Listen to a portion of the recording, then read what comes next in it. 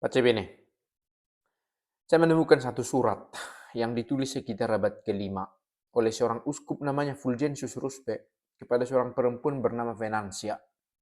Dia tidak pernah berjumpa langsung dengan perempuan ini, tetapi karena dikenal sebagai uskup yang bijaksana, orang bertanya kepada Fulgentius, bagaimana seorang Kristen yang sudah dibaptis menjadi anggota gereja tapi melakukan dosa? Masih bisakah dia kembali ke gereja? Masih bisakah dia diterima dalam kumpulan anak-anak Allah sementara dia berdosa? Nah, surat ini adalah tentang penitensa. Penitensa itu adalah tindakan nyata sebagai ungkapan perasaan menyesal atas dosa itu. Ekspresi yang ditunjukkan sebagai ungkapan sungguh-sungguh ingin kembali kepada Allah. Fulgentius membuka suratnya dengan menggambarkan Tuhan sebagai cahaya sejati yang tak pernah menjadi gelap. Kebenaran yang tidak akan berdusta. Ia mengutip kata-kata dari Yesus sendiri yang berkata, "Aku adalah terang dunia. Aku adalah jalan, kebenaran, dan hidup." Melalui ajaran ini kita diingatkan bahwa Tuhan adalah sumber terang yang membimbing hidup kita keluar dari kegelapan dosa, menuju hidup baru yang dipenuhi dengan kasih karunia-Nya. Di bagian ini, Fulgentius memberikan satu alamat yang pasti. Kalau kamu sudah berdosa, yang kamu lakukan adalah kembali kepada Allah. Soal bagaimana caranya, apa proses yang kamu harus alami, berapa lama waktu yang diperlukan, apa yang akan dilakukan oleh orang teman-teman seiman kepadamu, itu isu lain yang tentu perlu. Tetapi yang pertama adalah kembali. Dan kepada siapa? Kepada Tuhan yang adalah, kepada Yesus yang adalah jalan kebenaran dan hidup, dan yang adalah terang dunia. Jangan cari pelarian yang lain. Itu ide utama sebenarnya. Lalu kemudian nanti surat ini cukup panjang. Yang saya ambil ini hanya poin-poin dari nomor pertama, paragraf pertama dan paragraf kedua. Cahaya ini bukan hanya sekedar menerangi. Ketika Yesus berkata, "Aku adalah terang dunia." Tetapi menuntun kita untuk menghasilkan buah yang baik dalam kehidupan. Kita membutuhkan terang. Gitu ya. Kadang kita jatuh ke kesalahan, bahkan jatuh ke kesalahan yang sama, karena kita tidak membiarkan terang itu mengungkapkan jalan yang harus kita tempuh. Apa yang harus aku lakukan?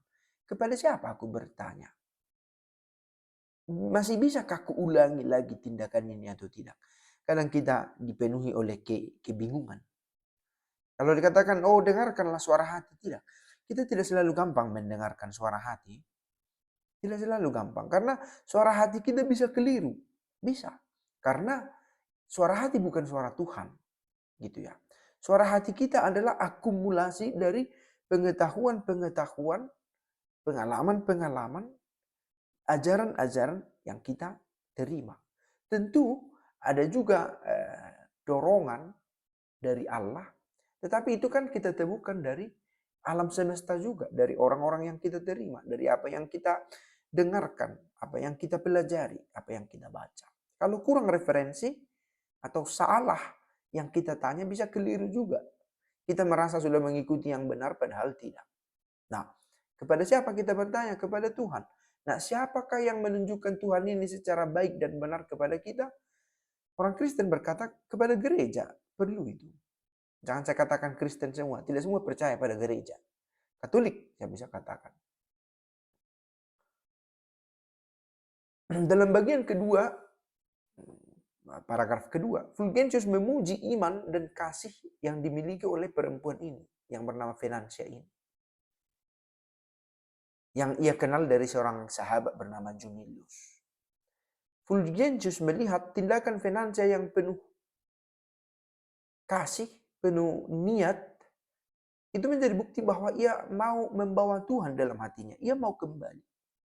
Kasih yang sejati ini bukan sekedar perasaan, tetapi ekspresi dari kehadiran Tuhan dalam diri seseorang. Diekspresikan bukan hanya dalam hati semata. Kasih inilah yang mempersatukan manusia dengan Tuhan dan sesama. Fulgentius juga mengutip kata-kata dari Yohanes, Tuhan adalah kasih. Allah itu kasih. Dan siapa yang tinggal di dalam kasih, tinggal di dalam Tuhan. Dan Tuhan dan Allah sendiri tinggal di dalam dia.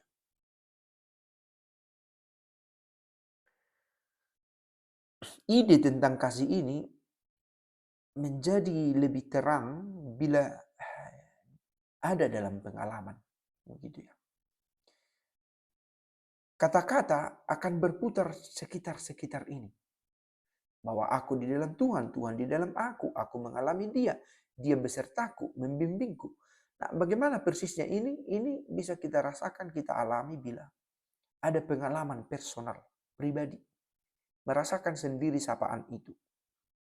Dan itu bisa ditemukan dalam pertemuan dengan orang-orang dan dalam dua pribadi.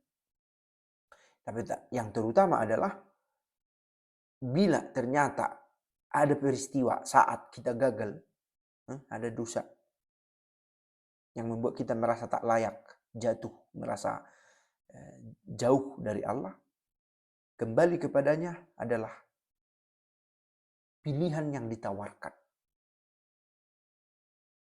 dan yang harus dilakukan oleh seorang Kristen.